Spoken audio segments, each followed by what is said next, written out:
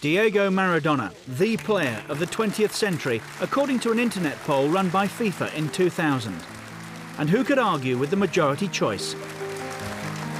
Diego Maradona brought brilliance to every team he played in.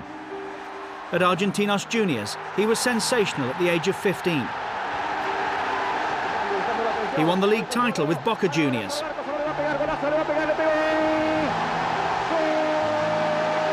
He was undoubtedly Argentina's greatest ever player. He won 3 cups with Barcelona before moving to Italy, where he transformed Napoli into a title-winning side. There he won 2 Scudettos, a Coppa Italia and a UEFA Cup. That's quite a record. So was Diego Maradona the best footballer the world has ever seen? Well, my mum always said that I was the best. I just want to be remembered as a good guy. So if some people think I'm the best, or the second best, the third, the 10th, that doesn't really matter too much. But ask the question to any Argentinian, and they will surely say that Diego Maradona is the greatest player that ever lived. But like many of Argentina's heroes, Diego's story started in obscurity. One day, a boy called Goyo Carrizo came up to me and said there was a kid where he lived in Villa Fiorito who was even better than him. And so one afternoon, he appeared with Diego. He was only a little kid, but he made such an impression at training, playing like one of the kids far bigger than him. He was from another planet. He was different. Back then, in the late 1960s, the Maradona family was living in one of the poorest quarters of Buenos Aires, Villa Fiorito.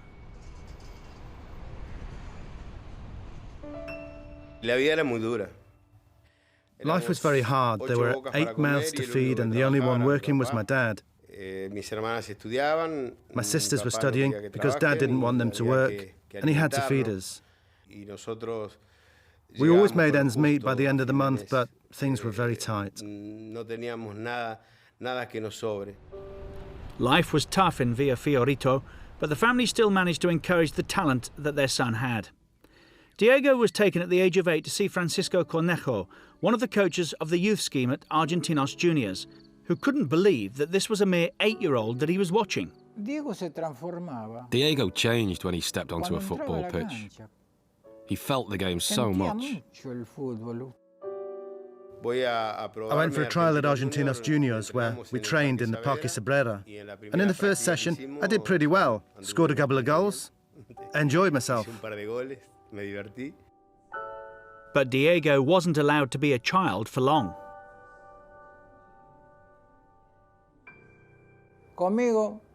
With me, from 8 to 15 years old, he was a fantastic kid. But he moved on. His life and achievements reached another level. He became famous, and my part in his story was done. Diego was clearly destined to become an Argentinos Juniors legend. When he made his debut, he was yet to turn 16, the youngest ever in the Argentine league. It was the stuff that dreams were made of for the young Diego Maradona.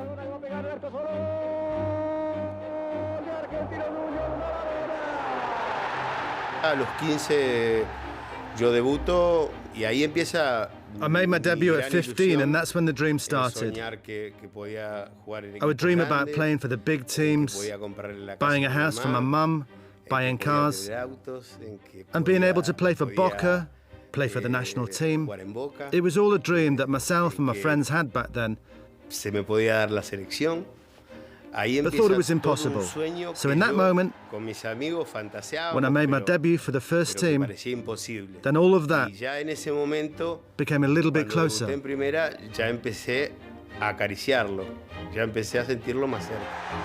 For Argentinos Juniors, Maradona scored 116 goals in 166 appearances. A phenomenal record, Diego. What happened was that there was no one else to score them, so I had to score. Otherwise, no one else would.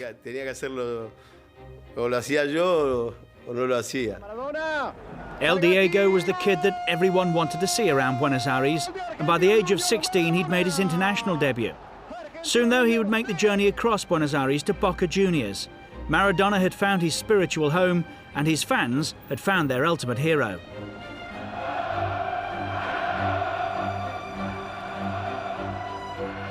It's just a feeling that you can't explain. Maradona, the £1 million teenager, made an impact that Boca Juniors would never forget. I put the Boca shirt on Friday. I had an injury, but I still played. And we won the championship of 1981, which was fantastic because we filled every stadium we played in. Anyway, Boca's everything.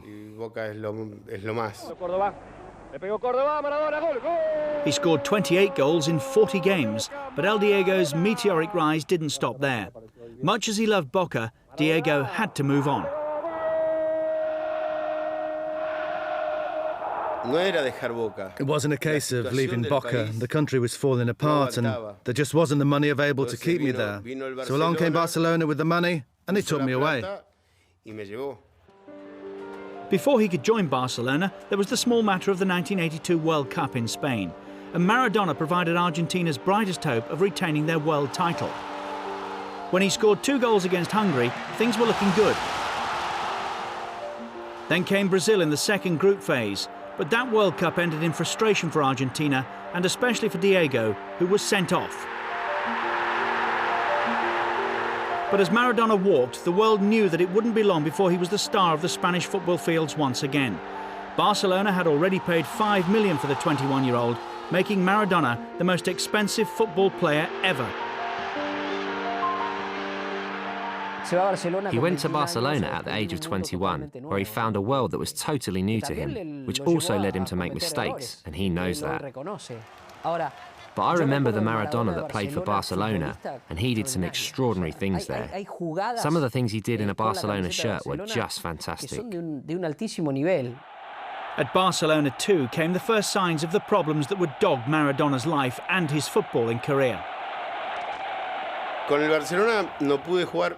I never managed to play a whole season for Barcelona.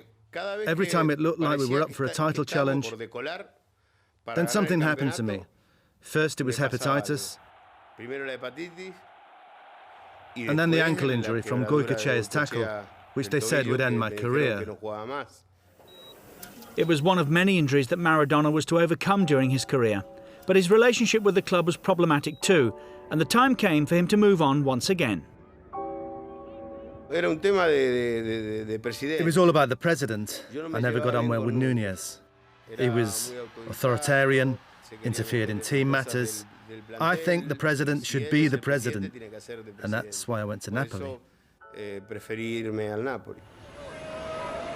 So Diego said goodbye to Barcelona and moved on to Naples, and in southern Italy he found his second home. When I got to Napoli, it was a much smaller city, but they lived for football like I did. And at my presentation at Napoli, there were 75,000 people. For Napoli,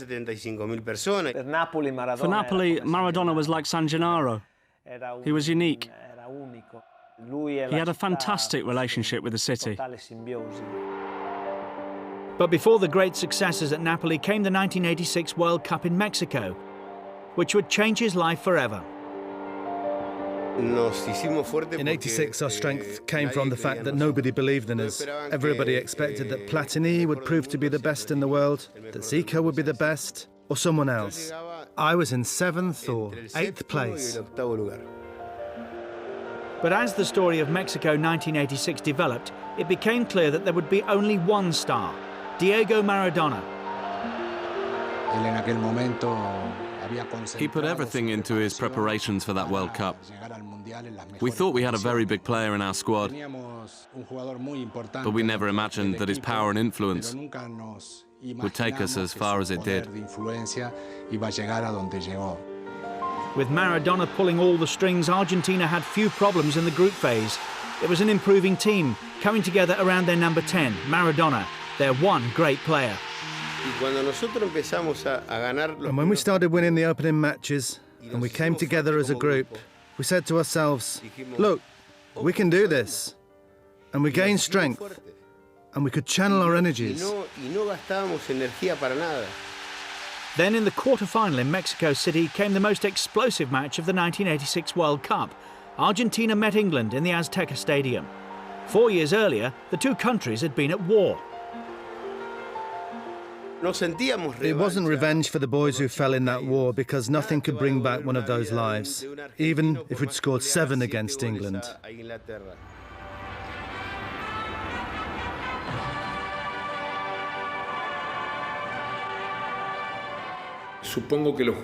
think that the players were motivated by the chance to prove themselves face to face and with the same weapons, superior to England on a football pitch.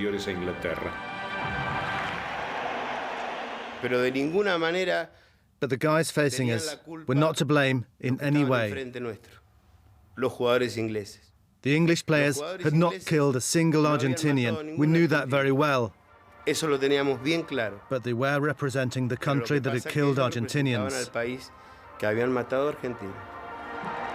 And the controversy didn't stop with the national anthems.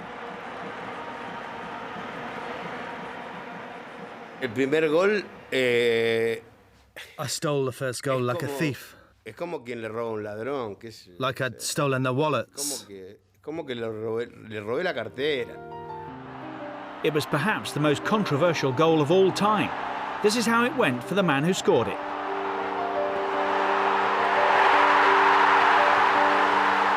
Sansom anticipated it. But I kept running because the ball just looped up. And me, at just 1.67 meters, I was never going to beat Shilton in the air.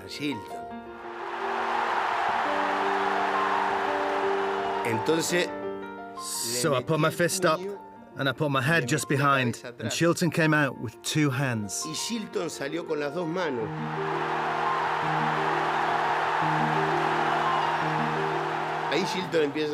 So Shilton shouted, "Handball, handball." But when I saw the linesman run into the centre circle, I shouted, "Well, come on, celebrate. Put your arms around me, it's a goal." Because if we doubted it, then the linesman and the referee would too, and they'd have disallowed it.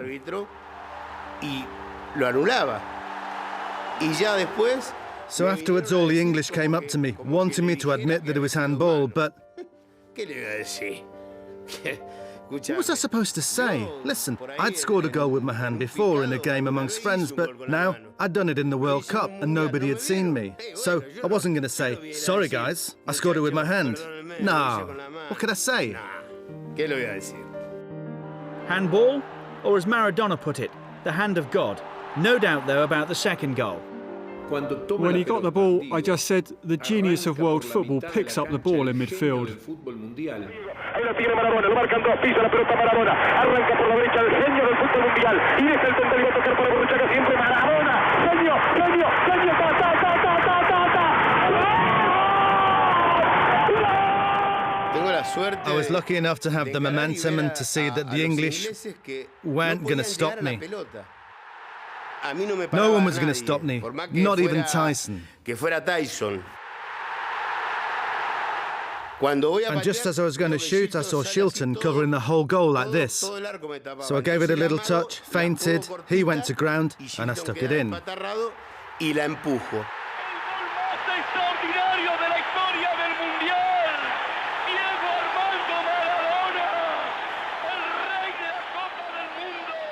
That moment had a great symbolic value for us. And Maradona was transformed into this great patriotic leader, comparable to the national heroes of our independence.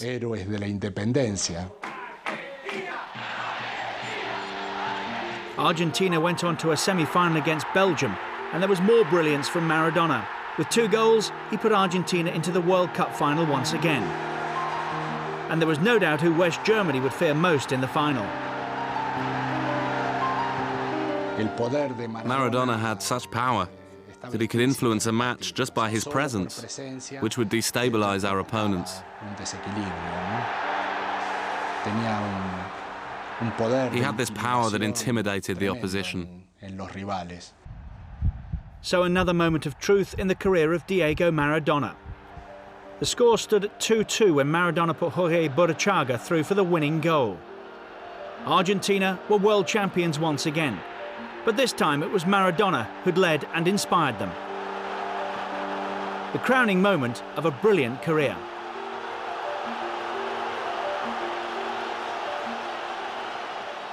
It's a unique feeling. As a footballer, you can have a lot of cups in your hands, but to have the World Cup is something that every player dreams of.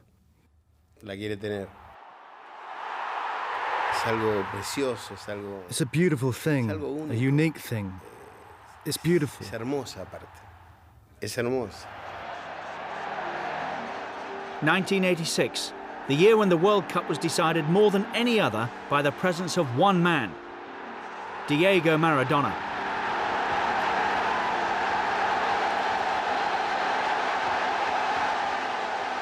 In 1986 was his finest hour, where he showed everything he had. Without Diego, we would not have won that World Cup. Without him, it couldn't have been the creative team that it was. Technically, he was the most perfect player in the history of football. Back at Napoli, though, there were trophies to be won and challenges to face up to. So I asked Fellaino, the president, for players who could help us beat the northern teams. So I chose the players and made us stronger. And at that point, I started to raise the flag for the south of Italy. Juventus came down and we won 1-0 and sent the old lady away.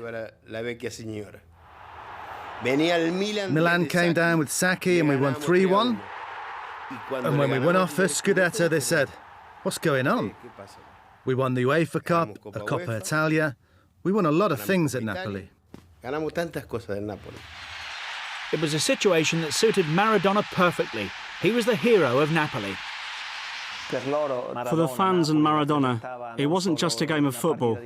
It was a way of correcting an injustice from the rest of Italy. And so they felt a lot for him, and they were very proud of their team back then. That love for Maradona would be tested when the World Cup came to Italy in 1990. Victories against Brazil and Yugoslavia put Argentina through to a semi-final against Italy, which was played in Naples. Maradona wanted the Neapolitans to expose the north-south divide and support Maradona's Argentina ahead of Italy. When we came up against the Italians, as captain of Argentina, I said that the Italians would ask for the support of the people of Napoli for one day, and for the other 364 days, they'll call us Africans. And they went mad. They just went loco. For the Neapolitans, Maradona wasn't an Argentinian. He was one of them, so that caused a few problems. Who knows whether the mind games unbalanced the Italians, but as controversy raged, Maradona was calm enough to score a crucial penalty in the shootout that put Argentina into the final.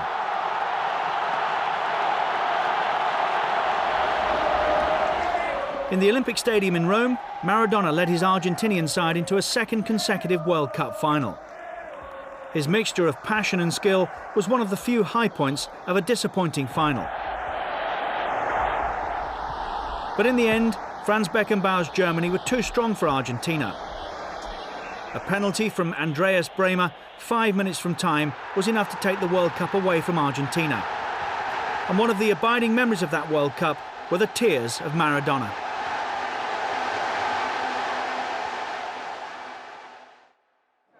But far worse was to come. Maradona's lifestyle had become increasingly chaotic. In 1991, he tested positive for cocaine and received a worldwide 15-month ban. The pressure had finally caught up with the superstar. It's very difficult to be Maradona. The pressure he lives under. No one in the history of football has had to go through that. Maradona's life is made up of deaths and resurrections. He's fallen down and then he's got back on his feet, in a symbolic sense, but also in real life. So Maradona, the man who'd once ruled the world of football, was now an outsider to the game he loved. He managed to come back with Sevilla in 1992. Then Argentina needed their talisman for the World Cup in 1994, which was held in the United States. And once again, Diego answered his country's call. I lost nearly 16 kilos. I cut myself off from my family, running 16 kilometers per hour on the treadmill. So for the third time, Maradona led his country into the final stages of a World Cup. It all started well against Greece.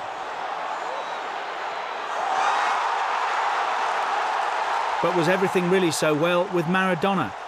The celebrations didn't last long. Before the group stage was out, he tested positive for ephedrine, a banned substance, and Maradona was sent home. They treated me very brutally, but, well, that was it. I had to pay.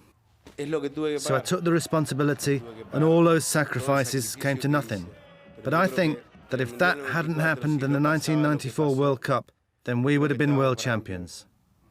The scandals may have cast a shadow over his career, but Diego was still the idol of Argentina. Without football, though, Maradona couldn't cope with the pressure of his fame. His sporadic addictions to drugs and alcohol took their toll, and the hero of Argentina nearly died in a Buenos Aires hospital in 2001. I'd reached rock bottom. I nearly died. I was at the lowest point a man could fall to. Dalma and Janina saved me. Dalma, because she told me when I was in a terminal coma that Janina had said that I had to live for her. And when I heard that, it really hit home. A fully recovered Maradona went on to become the national coach of Argentina. I reinvented myself as a man. I came off drugs, and now I'm the national team manager. You can't ask for more than that in life. And I think that God has given me another chance, which I've got to take. The life of Diego Maradona. As a child, he was plucked from obscurity. He went on to become arguably the best ever. An extraordinary life that was made possible by an even more extraordinary talent.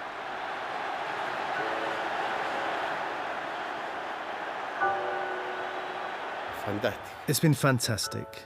I think that